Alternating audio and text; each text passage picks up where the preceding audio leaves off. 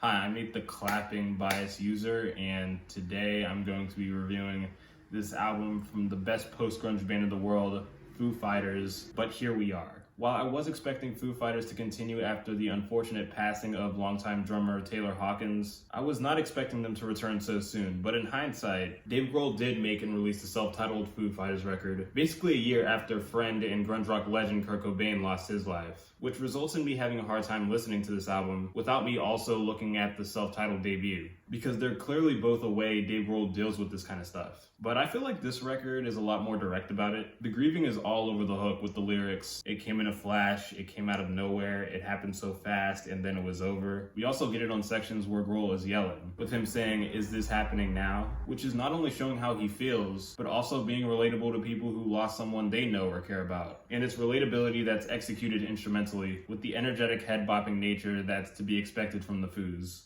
It has such a breeze to it that's very well produced and engaging, especially with the rising section at the end that goes places. With the follow-up Under You, it's very noisy and catchy, with Dave Grohl's bittersweet vocal performance, where he seems to be talking directly to Taylor about the emotional phases he's going through, while also reminiscing about the things they did together, thinking it was going to last forever. Great first two tracks, but when getting into the follow-up hearing voices, I come to remember there isn't a Foo Fighters record without a few weak moments. While I don't consider this cut to be filler, I do think Dave digging into his inner thoughts is important. The drum beat is very skeletal and feels no different from what I've already heard out of mainstream rock at this point. But then we reach the title track that creates a large level of engagement at the start, with soft clicking metal sounds, and a static guitar playing the song's main riff. And then the song brightens up, becoming psychedelic, which is instigated well by the high-pitched guitar that joins, and the spacey keys on the chorus. And the fast scattered drum play makes this thing a huge rush, where I'll also bring up the fact that Dave Grohl himself is the credited drummer, which is not something I can say no to. He's great. He drummed for some of my favorite alt-rock albums of all time, and the first two Foo Fighters albums. Why not for his own band again? The Glass is another track I wasn't crazy about. The drum beat and the guitar riff for the verse sounded exactly like a song from their 2017 record, The Sky is the Neighborhood. But even without that track, the We Will Rock You drum beat it has is overplayed in general. But again, nothing at all is formulaic, and I liked it. I like the rising drum and guitars to kick off the chorus, and just the chorus itself with the vocal repetition of everything or nothing at all is catchy.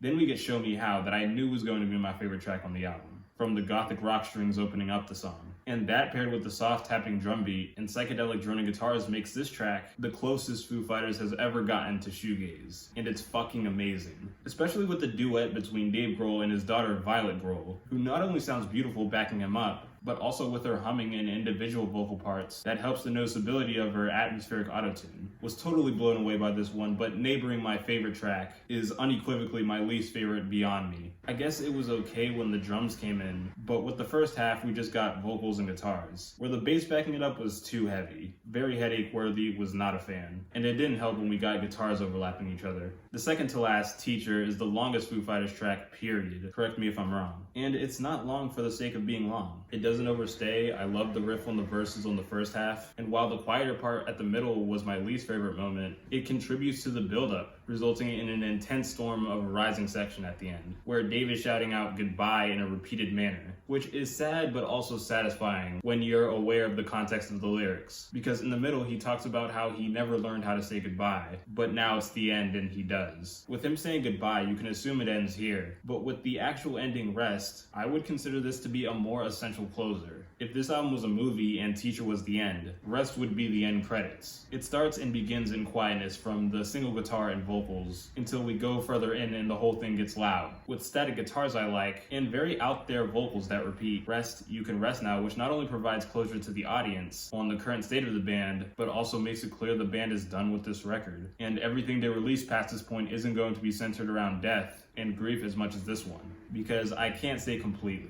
This happened and it will have a long-lasting impact. But still, it seems Dave and company said and expressed everything they wanted to say and express. As someone who found the record before Medicine at Midnight to be their worst record ever, I was at a point where I would be okay if we got a Foo Fighters that was as good as Echo's Silence. A record with plenty of good songs, but very flawed. So I'm happy to say with this record, but here we are. Foo Fighters outdid the hell out of themselves. And not just it being one of their more consistent records, but I love how they managed to make a record with a depressing subject matter without it being a total downer. And for the record, this thing has the best execution of non-Foo Fighters-esque ideas ever. I'm gonna give this album a 7.6. Like, subscribe, comment how you feel, give a suggestion. Check out my other social medias. Rest in peace, Taylor Hawkins, and I'll see you next time.